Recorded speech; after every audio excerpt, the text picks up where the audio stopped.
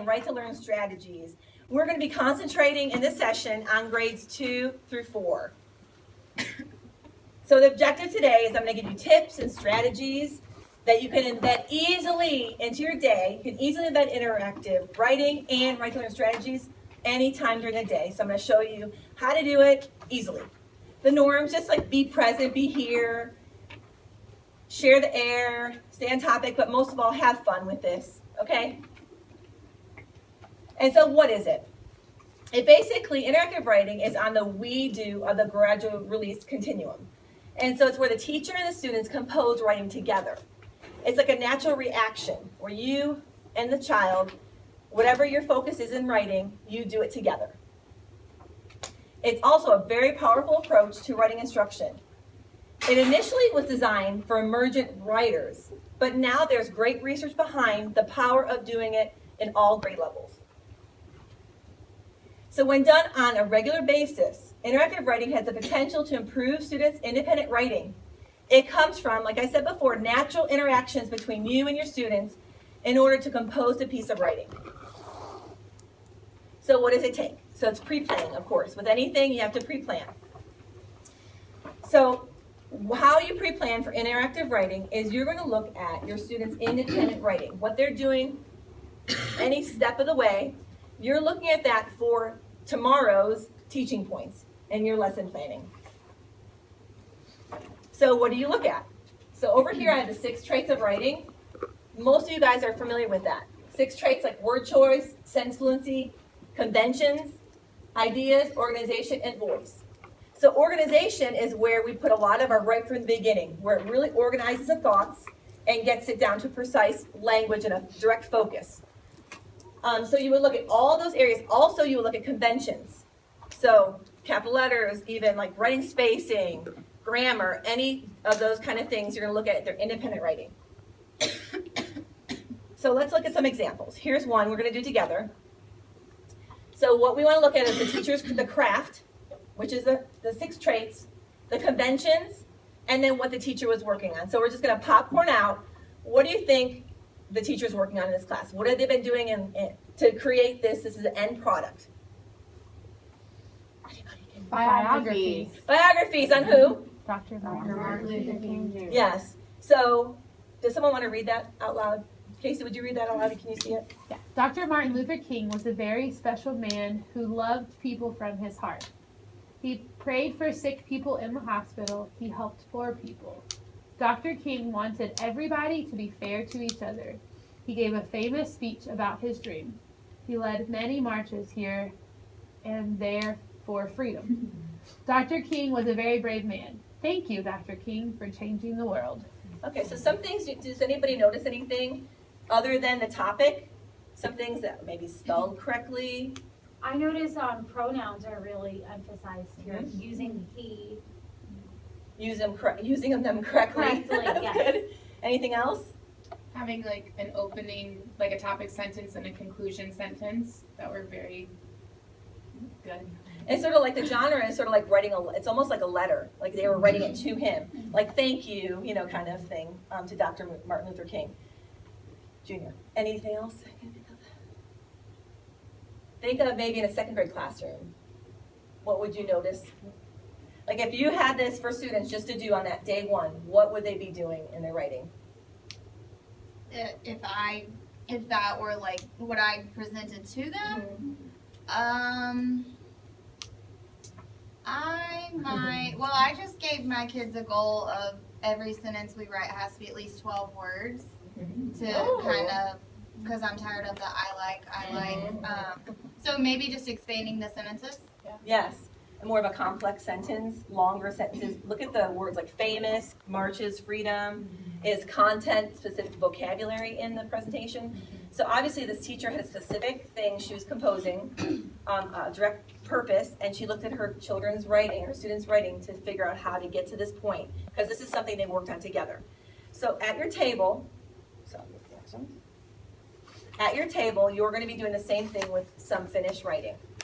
You're going to be looking at the craft, the 6 traits and the conventions. You're also going to be thinking about what the teacher's working on. So we're just going to do a few minutes. I'm going to hand them out. And you're just gonna do sticky notes and just answering these 3 questions you could do together at a table.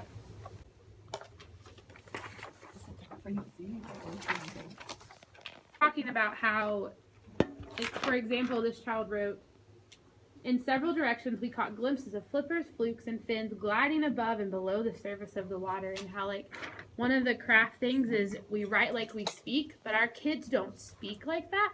And so the reciprocity of, oh, if you can write like that, now you can speak like that. You can incorporate that in how you talk to one another. Yeah. Awesome, Casey. Thank you. Anyone else like to share out something they noticed in their writing? We noticed content-specific vocabulary, Very important. which we learned in our other PD, with, I think it was access writing and what we're going to see. They're writing about the rock cycle, and to fit into the 6 traits, they had really good word choice and organization, having indented paragraphs, proper punctuation, you understood their clear message of their piece. Thank you very much. Your table, good. How about back here? What did you guys notice about the writings? It was well organized, there were good transitions, looked like they were working maybe on word choice because they had lots of descriptive words in it. Thank you. You guys want to say anything about your writing? I mean, we also noticed that it was very descriptive. It was just also interesting because they used a lot of different like prepositions. Like they were talking about how you could see something from underneath and when you're within something and from above. So prepositions might have been a focus and like looking at different angles for description. Yes. Perfect. And this back here, this table? This was well organized with a good topic sentence and details. Like they were writing research about different countries, and yeah, so they had good word choice. Conventions were on point as well. Yes. Thank you. So you see that basically a lot of front loading is you're reading books about the topic. You're already thinking about what you want to teach your students. You're front loading with interactive read aloud, with shared reading. If you're doing a genre specific or content specific lesson, you want to really front load that. And then you have a specific child or 2 children that when you're doing that lesson that day on interactive writing, you're thinking, just like in guided reading, we take about 2 children that we sort of drill, like focus in on it, but we teach the whole group that skill or strategy. The same thing with interactive writing. You know your students, like 2 students, they never use, is it temporal and what other kind of words? Temporal position words. So basically you want to do that lesson under, above, prepositional phrases. So you want to really talk about that and be really specific in when you're writing that. Anything else that anybody wants to share before we go on? Thank you. So it's pre-planning, and later we're going to look at really easy strategies to use, and so it's not overwhelming. It's something you just pick off and plan like right away. Okay, so now we're going to do a word scramble. So just need a blank piece of paper that I have in the middle of your table. If you don't have paper, just raise your hand. Paper. Okay.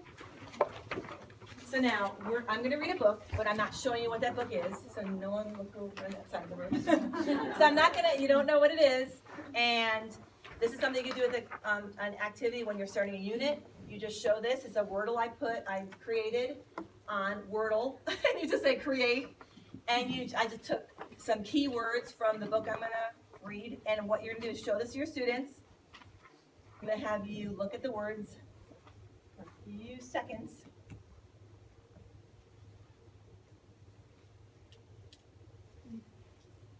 So the next step is you're going to be at your table silently, just writing for about a minute of what you predict the text is going to be about.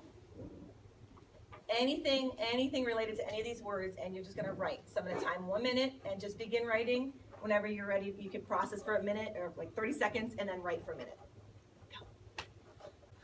Thank you for writing so quickly. And sometimes writing doesn't have to be quiet right at the beginning. You want students to orally rehearse what they're going to say. But in this thing, I'm just trying to get the brains like ready for new learning, and to see their prior knowledge as a quick way to assess who knows what. And so as I was walking around, I noticed there was a particular person over here that might know what the book that I'm going to read might be about. What was your writing about? Should I read it? Yes. I predict this story will be about 4 friends who are protesting in Greensboro, North Carolina during the Civil Rights era. They were protesting against segregation, but it was a peaceful protest. Right on. Isn't that wonderful? Good job. Ooh, snaps. Okay, so now I'm going to read the book. Now, this interactive read aloud, I'm still going to stop and ask questions a little, but the main focus is not going to be academic conversations. It's going to be just quick because my focus is writing. And so I'm going to read with just fewer stops in between. And it's also going to be a 2-day lesson. You could read it one day just for enjoyment with 1 stop, next day maybe more accountable talk, and 3rd day maybe for a writing lesson if you wanted to do it that way. It's called Sit In, How 4 Friends Stood Up by Sitting Down by Andrea Davis Pinkley and her husband, Brian. Everybody see it? We must meet hate with love. These were Dr. Martin Luther King Jr.'s words that got them started. 4 hungry friends, eager to eat, each took a seat at the Woolworth's lunch counter in Greensboro, North Carolina. David Joseph Franklin and Ezekiel sat quiet and still with hearts full of hope. With Dr. King's words strong and close, they were college students with a plan. It was February 1st, 1960. How many of you guys wrote about this in the 60s that you thought maybe it was that time frame? They didn't need menus. Their order was simple: a donut with coffee with cream on the side. Woolworths was busy, so the friends waited patiently, silently, without a fuss. They were the only black kids at the counter. David Joseph Franklin and Ezekiel sat while everyone else got served. At first, they were treated like a donut hole, like a donut, invisible.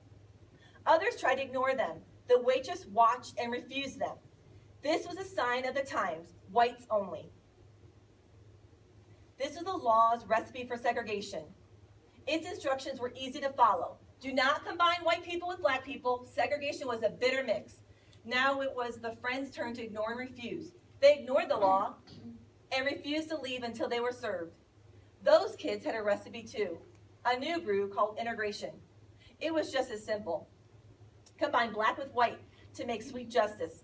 For them, integration was better than any chef's special. Integration was finer than homemade cake. Integration was a recipe that would take time. So this part right here, this quote, really stood out to me. Be loving enough to absorb evil. I want you to think about that for a minute, and we're going to talk at our tables. No specific protocol, just talk at your tables. What do you think that means? Just, you could go ahead and share. What do you think that means? When they go low, we go high. Yeah. I mean, just like hearing it and then responding with peace, coming back with something different than what's being sent back. It can't be hardened by the evil. Yeah. You smack you on the right cheek, turn the other. Yeah. Turn the other cheek. Turn the other cheek. Or WWJD. Right. Yeah, what would Jenna do? Yeah, what would you do? Does that make sense? Showing them so much love that way.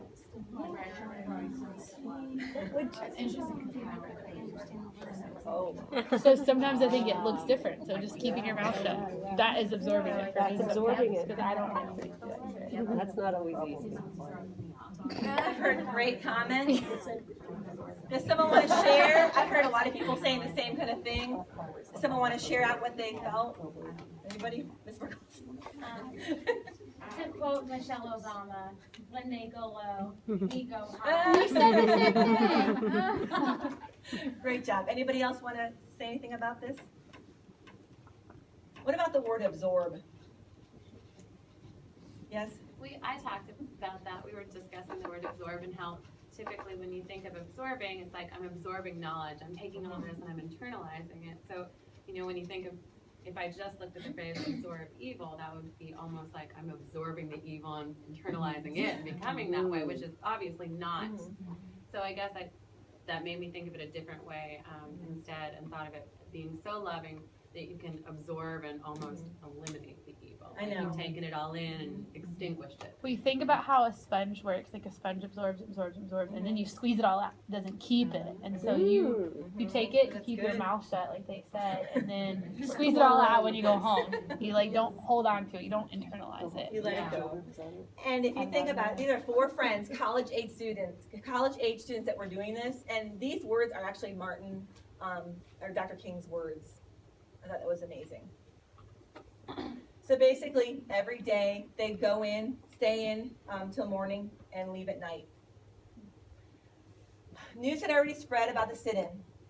David, Joseph, Franklin, and Ezekiel got their names on the paper. The next day, February 2nd, 1960, more students showed up. Still sitting for what's right, sitting there quiet, not getting served. Day in, day out, every day. So now it's spreading across the nation. It went from this little place, Greensboro, North Carolina, to Hampton, Virginia, Nashville, Tennessee, Montgomery, Alabama, Atlanta, Georgia, and many southern towns. If lunch counters could go from whites only to all welcome, if only segregation could turn to integration, if black people and white people could break bread together, everyone would pass a test. Everybody would score high, A+ with that coffee and cream on the side. And that's all they wanted, right? So, just looking at this picture right here, do you see behind what's going on? They're basically getting yelled at. Cigarette butts were getting thrown at their heads. Milkshakes poured down their backs, and they sat there quietly. Is she a white person sitting with them? Yes, yes. She was standing there with her friends and protest, and peaceful protest though. That to me is unbelievable. Now there were news cameras filming the sit-ins and viewers at home watching it all on TV. The students were more determined than ever to show the world the true meaning of peace. So they sat in silence with hearts full of hope. With Dr. King's dream true and close, these are the words that kept him going. We must meet violence with nonviolence. The students sat proud and still and waited and wanted a donut and coffee with cream on the side. Soon the sit-ins grew bigger and bigger. I'm just going to show you these pages for time. Ella Baker, she organized a student leadership conference at Shaw University in North Carolina to help young demonstrators. Their slogans were, we are all leaders. So this is what's exciting.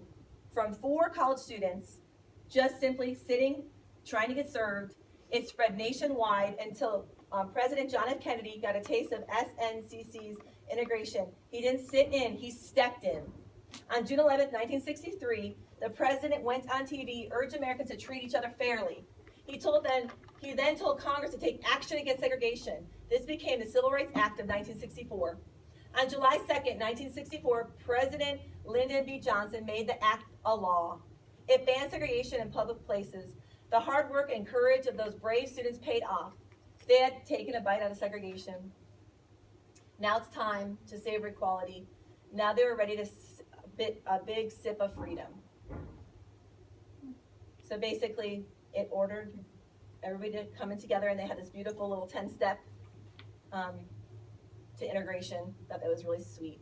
Start with love, add conviction, season with hope. Extra faith of flavor, mix black people and white people.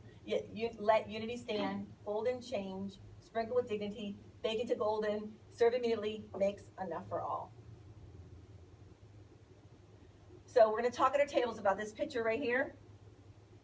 Thinking of what I just read, I just wanted you to talk about the picture of what you think this artist was trying to depict. It's like he's putting all of it in, like the Montgomery bus, right? The was it Ruby Bridges? Yeah, he's putting all of that. He's taking all of the things that it From the took civil to rights. make them successful. There you go. Yeah. More people are asking.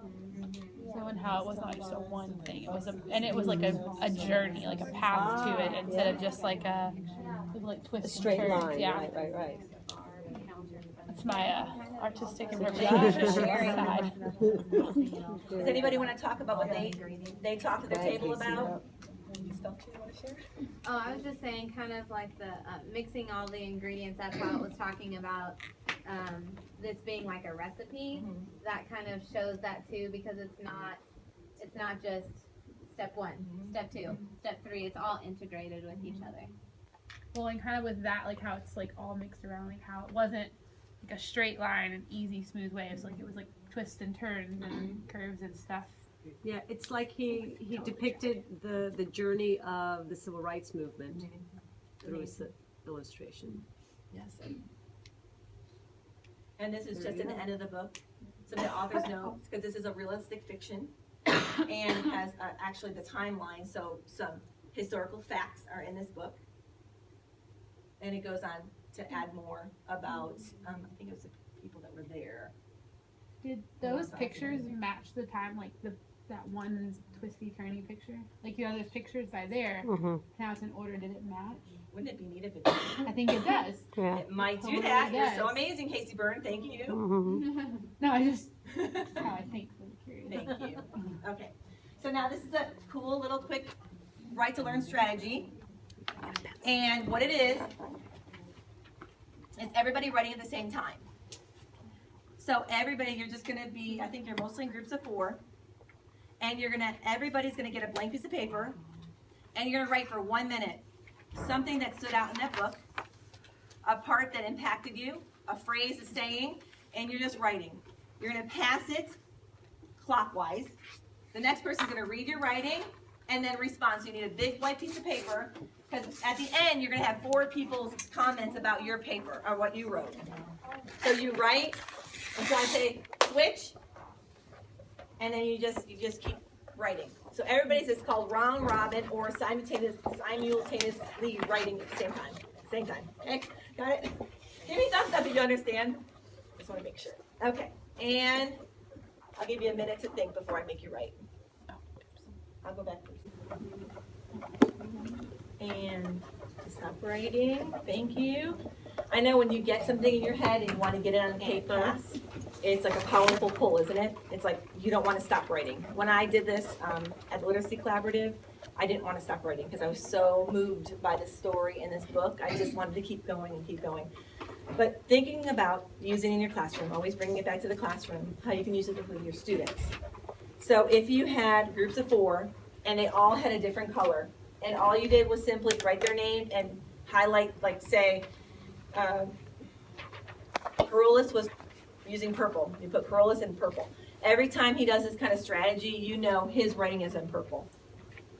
So this would be a quick way to do maybe a CFA, a quick formative assessment, an exit slip about a concept you're teaching, and a great way to just get extra writing into your day. Because they're not only responding, they're reading, right? Okay, fantastic. So now we're going to see it in action. It's a 9-minute video, and this is in a 3rd grade classroom. We've used our text, we've used our context clues to figure out what have words one we more have after meant. We've looked at the photographs and talked about why they're important. And yesterday, we found what our main idea was in our supporting details. So today I want to take that main idea and use it to write our summary. And we've used our chart before, and I even have it big on the smartboard so that you can see. So let's just kind of go over it again. So you know that a summary is just a short explanation of your whole article. And we've used our chart, our rubric, to figure out how we can get the most points possible. So if we just want 1 point, all we have to do is say the main idea. But is that good enough for us? No. So if we want 2 points, we're going to say the main idea and 1 supporting detail. Is that good enough for us? No. All right, so if we want 3 points, we got to say that main idea again and 2 supporting details. Is that good enough? No. Okay, so let's try for 4 points. If we want 4 points, we have to state our main idea, and how many supporting details are we going to need? 3 supporting details. And what should we be thinking about when we want to get our main idea and our supporting details? What's our man thinking about? What should we be thinking about? Ariel? Boxes and bullets, but that's still not good enough. We always want to push our thinking. So if we want 5 points, we're going to include some vocabulary words from the text.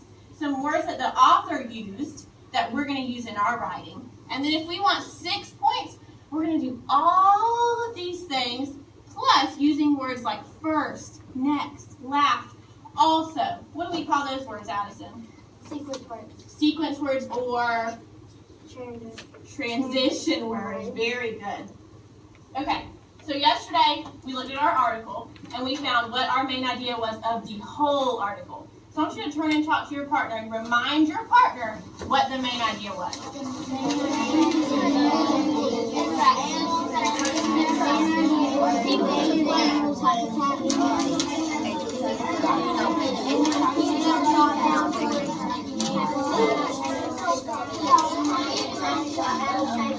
Alright, turn back to me. Alright, so I heard some smart thinking with these partners over here. Emily, will you share with us what the main idea is? So I already started. Animals in Crisis is mostly about, what do you think the main idea is? I think the main idea is that people are destroying habitats of animals. Okay, so Animals in Crisis is mostly about people destroying habitats of animals? Okay, very good.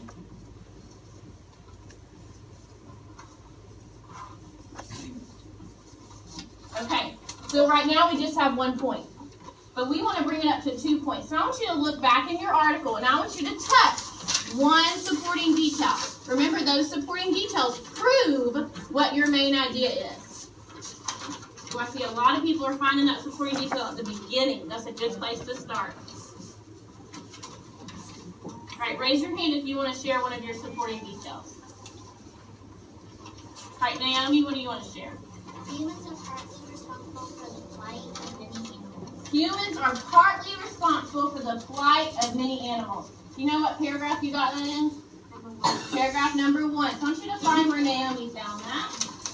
Alright, so Animals in Crisis is mostly about people destroying habitats of animals. I know this because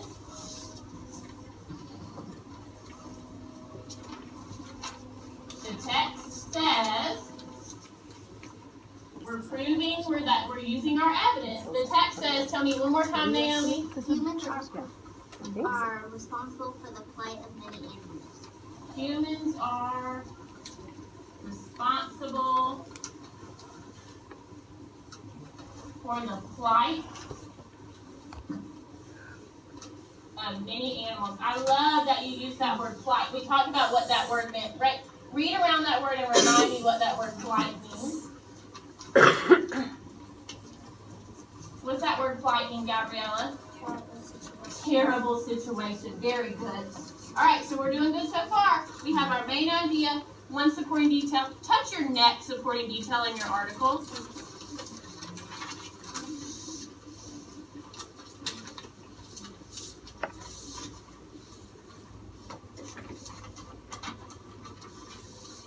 All right, raise your hand if you found a supporting detail that you can share.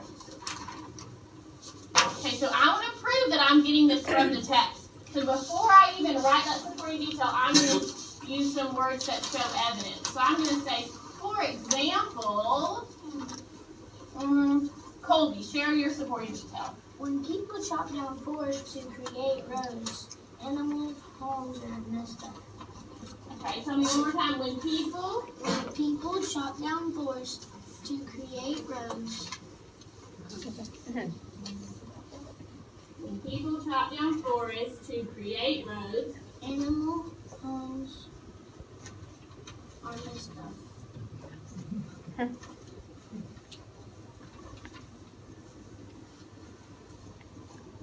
Very good. I just want to stop the video because I want to just do some noticings.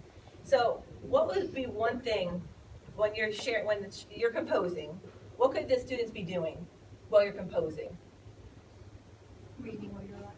Reading what you're writing. What other things could they be doing? Well, she had the students point to the evidence in the text, so she's basically writing down what the article says so they could follow along. So, what other, for a teaching point for the teacher, I guess, what's one thing we could have the students do instead of just sort of reading? Highlighting or paraphrasing. Very hard for children to paraphrase. If you just have them read the article, what are they doing? They're just like stealing the words from the authors. But you could really, at that point, a great teaching point would be, I see how you said it. The author said it this way. How could you say it? And that would be a powerful teaching point. Also, with third grade, sharing the keyboard. So like today would be like composing or writing it, but the next day you could actually have some children helping you to type it. You could have keyboards on the floor. You could have one person coming up to do the keyboard. Just, using your imagination with this, with sharing the pen and the marker. And lower grades, of course, they could actually come up. I did it in Miss Margolis's, and they wrote the words that they knew. So the words that you're working on, maybe the content-specific words they should know how to spell, or you have them on the word wall, have them come up and compose that with you together. Oh, hold on. Come on, it's not going. Okay, well, I know what's next. So what I have here is basically some great learnings that I took from this interactive writing across grades. It's just some really cool tidbits that I think that would really be powerful and impactful for your classroom. And it's a lot of charts, so you're gonna be like, oh my goodness. So right away, planning to compose it has you things that you would like think of before you do something. So let me pass you.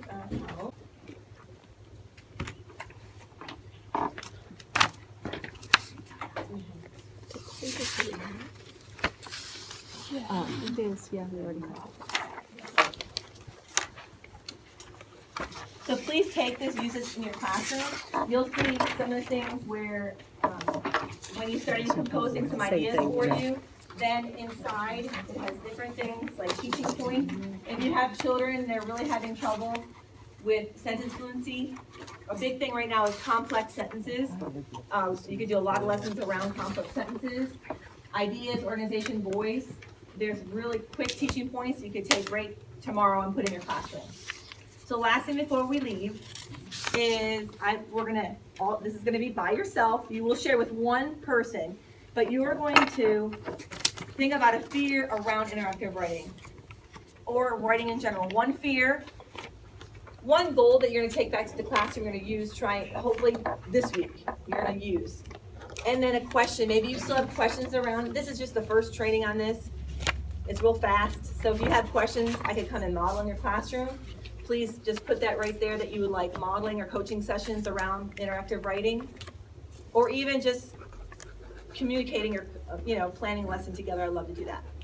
So you're going to do one of each on separate sticky notes, and you share with one person, and that's going to be your exit slip. Thank you so much, you guys. Thank you.